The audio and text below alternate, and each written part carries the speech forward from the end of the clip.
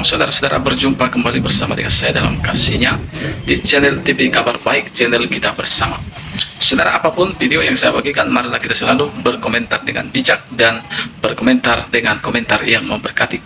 Saudara-saudara, video kali ini saya akan bagikan bagi kita cuplikan bagaimana lagi-lagi seorang ustadz membuat suatu narasi yang mengatakan bahwa Yesus itu mati diracun. Itu katanya, saudara ya. Nah, seperti apa cuplikan? Kita simak cuplikan dan setelah itu kita berikan komentar berikut videonya. Kan Yesus itu mati diracun dengan merujuk surat yang ada di Mazmur 69 ayatnya 22. Ya. Ini catatan kaki yang di bawah ini ya. Ini ya. Ini aku cek ya.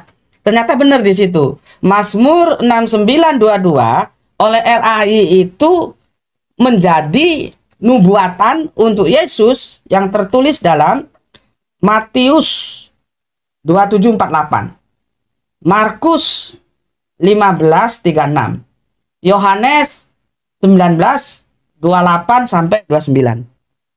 Ya, jadi artinya apa yang dinyatakan ya di dalam kitab Mazmur 69 ayat yang kedua-dua itu sebagai nubuah. Nubuah itu sesuatu yang akan terjadi digenapi di kemudian hari, gitu loh. Ya. Dan itu disandarkan kepada baginda Yesus. Oke? Oke, Nilu bisa buka di situ Mazmur 69:22 ayatnya. Kalau bisa coba Nilu baca. Takutnya gue salah baca gitu. Nilu baca. Biarlah jamuan yang di depan mereka menjadi jerat. Itu 23 sayang. 22. Atasnya. Mungkin nomornya nggak sama di situ. Iya. Oke, tidak apa-apa. Bahkan mereka memberi aku makan racun, dan pada waktu aku haus, mereka memberi aku minum anggur asam. Oke, makan apa? Racun. Racun. Itu loh. Jadi, ya, kita coba teliti ini ayat ya. Mazmur 69 22. Gini loh ya, untuk TikToker ya yang ada di channel YouTube-nya, channel YouTube nanti malam ya, yang ada di komalnya Gus Betik ya. Gus Betik berpegang kepada Alkitab yang disusun oleh LAI. Ya. Kalau Alkitab yang disusun oleh LAI salah, ya Gus Betik ikut salah. Gitu loh ya. Jadi Gus Betik ngikuti apa yang diputuskan LAI. Nanti kalau mau protes ya protes ke LAI sana. Karena LAI di catatan kakinya ya menggunakan ya Mazmur 69:22 itu sebagai nubuatan Yesus, tertulis di catatan kaki Matius 27:48, Markus 19:36, Yohanes 19:28-29 gitu ya. Oke, nanti kalau salah ya salah kan LAI, karena aku kan mengikuti apa yang ditulis LAI. Terus apa katanya? Bahkan mereka memberi aku makan racun. Ya, dan pada waktu aku haus mereka memberi aku minum anggur asam. Jadi jelas ya, jelas makan racun. Cuman nanti terjadi kenapa? Gini juga gue curiga. Kan begini. Seandainya itu memang benar-benar nubuatan untuk Yesus, kenapa makan racunnya kemudian kok hilang? Di penggenapan. Ini kan perjanjian lama nih. Di penggenapannya di Matius. Karena Matius 27:48 bunyinya begini. Dan segeralah datang seorang dari mereka, ia mengambil bunga karang, mencelupkannya ke dalam anggur asam, lalu mencucukkannya pada sebatang buluh. Buluh itu bukan bulu ayam, bukan bulu ketek ya. Buluh itu tanaman perdu sejenis bambu gitu ya. Nanti dicelupno ke anggur asam, terus diminumkan gitu loh. Kan ada air yang, karena kan nggak ada gelas gitu loh. Jadi bulu itu dicelupno, gini kan ada airnya toh. Nah, digitu kan loh ya. Jadi ini bukan bulu ya. Buluh dan memberi Yesus minum. Memang di sini narasi makan racunnya jadi hilang. Pertanyaan gue, kenapa bisa hilang? Kalau memang Mazmur 69:22 itu nubuatan untuk Yesus, seharusnya ditulis dong. Kenapa di sini yang ada anggur asamnya saja? Coba baca lagi ini loh, baca lagi. Bahkan mereka memberi aku makan racun, Ya, terus? dan pada waktu aku haus, mereka memberi aku minum anggur asam. Ya. Mencucukkan itu apa ya Indonesia nih ya? Ya mencucukkan apa? Mencucukkan bunga karang yang telah dicelupkan di dalam anggur asam. Ya apa Gus? Dicucuk no gitu. Nah, dimasukkan ke mulut, dicucuk no. Ini bahasanya ngawur juga ini. mencucukkan bunga karang yang telah dicelupkan dalam anggur asam pada sebatang hisop lalu mengunjukkannya ke mulut Yesus, ya. Kemudian Yohanes 19:30, sesudah Yesus minum anggur asam itu berkatalah ia, sudah selesai, lalu menundukkan kepalanya dan menyerahkan nyawanya. Kapan? Setelah minum anggur asam. Kalau nggak dikasih minum anggur asam, nggak mati. Karena penyalipan itu nggak cepet matinya. Nah, sekarang kita yang agak rame diskusinya, debatnya ini masalah kenapa makan racunnya nggak ada. Ya, kalau misalkan kita mau coba kita bedah secara radikal, berarti ada korup terhadap teksnya. Kan begitu. Kenapa kok nggak disertakan? Tapi kan nanti nggak terima, masa korup, masa ada dikurangi gitu kan? Ya, cuma kan asalnya ada minum makan racunnya. Kenapa di sini nggak ada kalau itu nubuatan untuk Yesus gitu ya? Tapi oke lah, kita coba yang sedikit sop ya. Kalau ayatnya dikorup kan radikal ya. Boleh jadi racunnya itu sudah dicampur anggur asam. Gitu loh. Dikasih racunnya itu sudah masuk di anggur asam gitu. Nah, teman-teman, itu tuduhan ustadz-ustadz gadungan terhadap Yesus Kristus. Yang pertama, ia menuduh Yesus Kristus mati di racun, saudara. Ini sungguh sangat menyedihkan. Bagi saya, orang ini sungguh sangat menista sesembahan umat Kristiani, ya. Mengapa? Karena ia menafsirkan ayat itu seenak udelnya, sementara ayat itu tidak berkata demikian, tetapi ia membuat satu narasi yang seolah-olah orang Kristen menafsirkan seperti yang ia tafsirkan.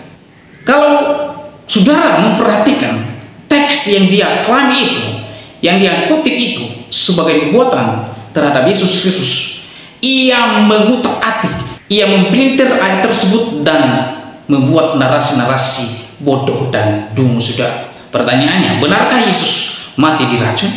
Ya, mari kita akan melihat tuduhan ustaz ngalor ngidul ini. Mazmur 69 ayat 21. Bahkan mereka memberi aku makan racun, dan pada waktu aku haus mereka memberi aku minum anggur asam. Ya, sekali lagi, bahkan mereka memberi aku makan racun, dan pada waktu aku haus mereka memberi aku minum anggur asam. Ya, saudara, di dalam Mazmur 69 ayat 21 adalah memang benar nubuatan tentang Yesus Kristus. Ya, kalau saudara perhatikan dan membaca secara baik-baik, teks ini tidak ada nubuatan bahwa Yesus makan racun atau minum racun. Ya, tidak ada. Ya, tetapi ustadz ini ia membuat satu narasi yang ngalor ngidul, dan terus ia membuat satu kesimpulan dungu, seolah-olah kitab suci berkata begitu, padahal tidak seperti itu. Ya, yang Alkitab catat di sana adalah bukan minum dan makan racun, tetapi pada pasal 69 ayat 21 ini, mari perhatikan ayat ini, ya. Di sini Yesus diberikan makan racun, bukan minum dan makan racun. Ya.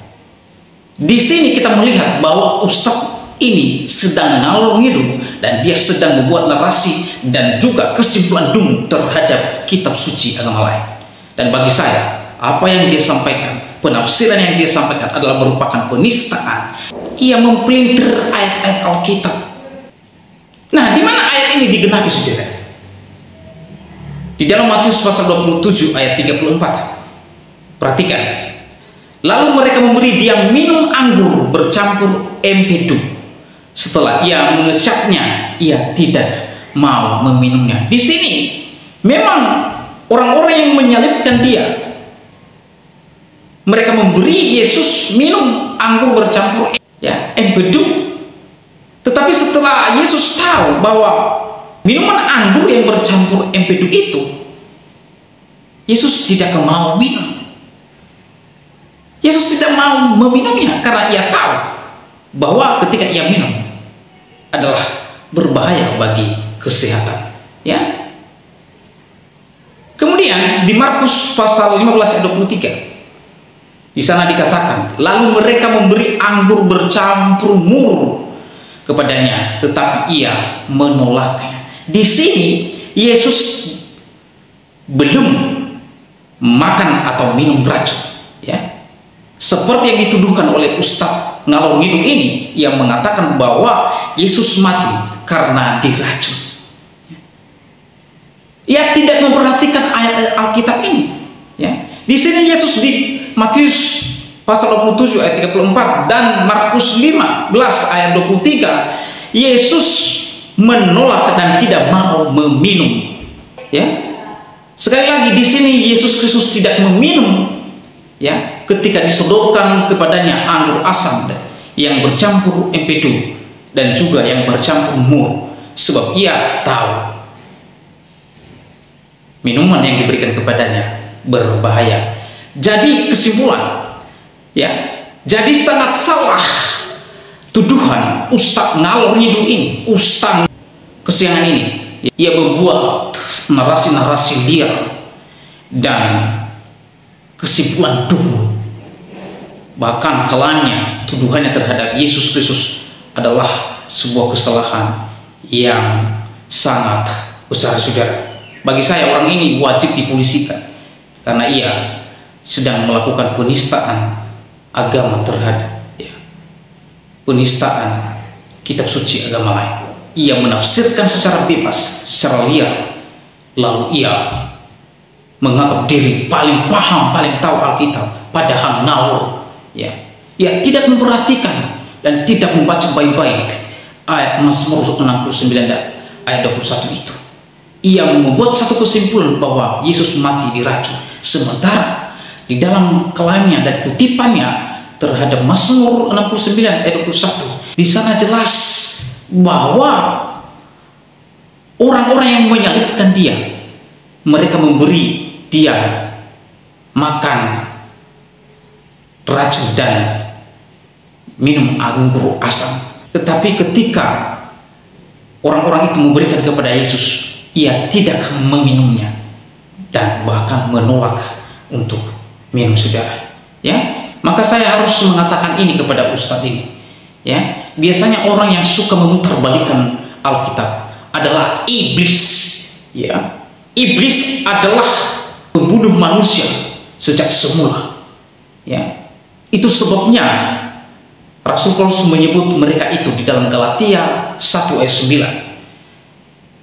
Seperti yang telah kami katakan dahulu, sekarang kukatakan sekali lagi, jikalau ada orang yang memberitakan kepadamu suatu Injil yang berbeda dengan apa yang telah kamu terima, terkutuklah dia.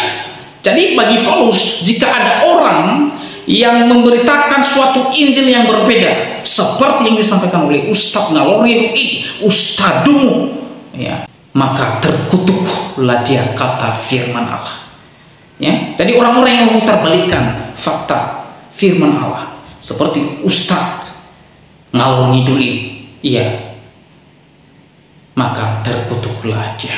Oleh sebab itu teman-teman, bagaimana tanggapan dan pendapat saudara setelah menyaksikan videonya? Oleh karena itu, berkomentarlah dengan wajar, dan komentar saudara komentar yang membangun, yang mengedukasi kita semua.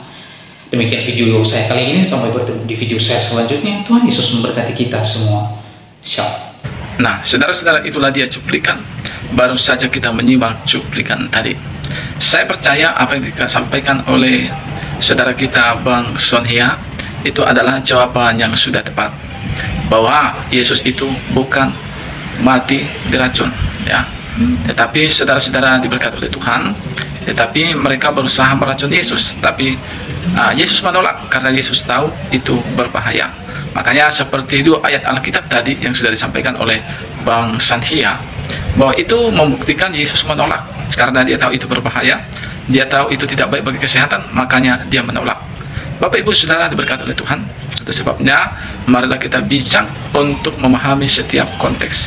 Jangan sampai kita menyampaikan sesuatu ayat-ayat Alkitab dengan tafsiran kita, tetapi biarlah kita betul-betul memahaminya. Bahkan kita meminta hikmat daripada Roh Kudus.